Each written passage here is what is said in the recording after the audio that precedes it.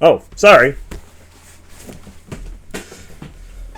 Well, in today's news, there is not a missing person. At least anymore. But in today's news, we have a threat to gay marriage. Let's see if we can get this up here. Here we go. ABC News reports Supreme Court formally asked to overturn landmark same-sex ruling ban. Same-sex ruling, not same-sex ban. Kim Davis, the former clerk who refused gay couples, brought on the appeal. She was jailed for 6 days in 2015 after refusing to issue marriage licenses to a gay couple on religious grounds. She was charged $100,000 in emotional damages and $260,000 for attorney's fees. That is just insane. The money is insane. The jailing is insane. So you can get jailed here for doing your job, for not doing your job. Boy, we're all in trouble now. That should not happen.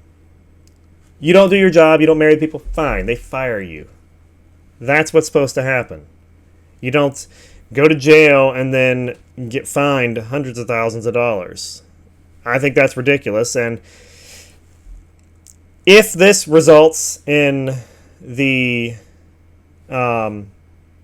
removal of Oberfeld from the Supreme Court and they overturn it, you kind of brought it on yourself. I'll be honest. The LGBT community brought it on themselves by doing this. But, hey, you catch more flies with honey than you do vinegar. And these guys are playing with vinegar. Davis argues First Amendment protection for free exercise of religion immunizes her from personal liability for the denial of marriage licenses. I think she has a point. But on what, and this is interesting, because on what grounds do you eventually have that? Can you claim that for everything?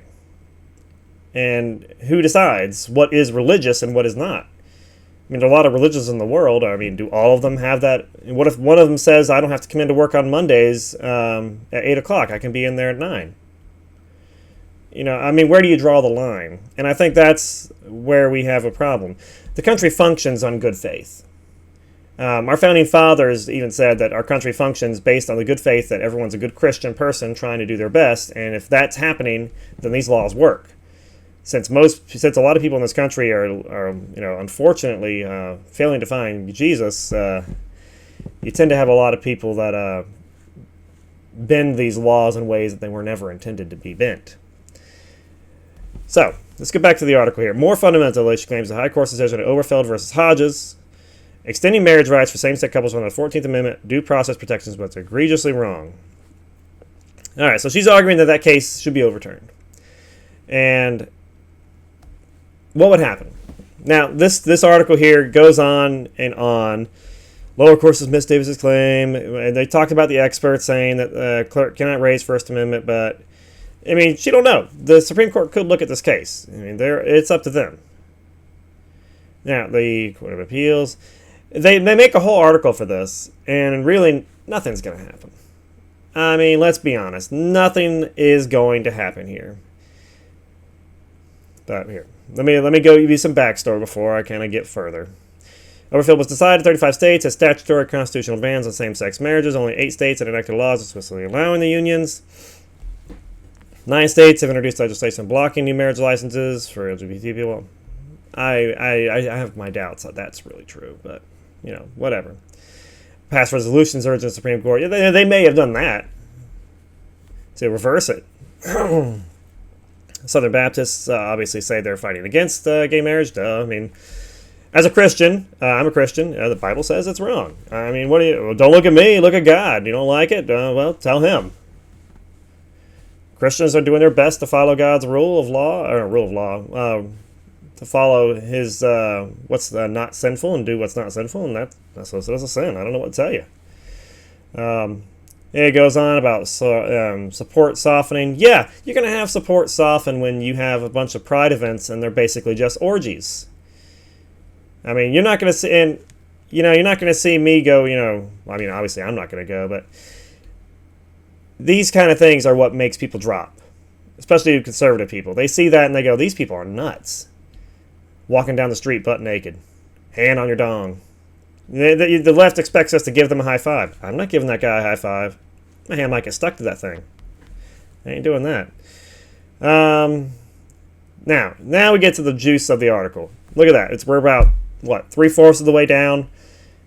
Wouldn't involve any existing marriages. And this is where the article, I think, should have started, or at least made it the second paragraph. The Respect for Marriage Act. Now, I pulled up the Respect for Marriage Act, passed back in 2022. Gosh, time flies. This act provides statutory authority for same-sex and interracial marriages. Specifically, the act replaces provisions that define, for the purposes of federal law, marriage as between a man and a woman and a spouse as a person of the opposite sex, with provisions that recognize any marriage between two individuals that is valid under state law. Supreme Court held that the current provisions were unconstitutional in United States v. Windsor, 2013.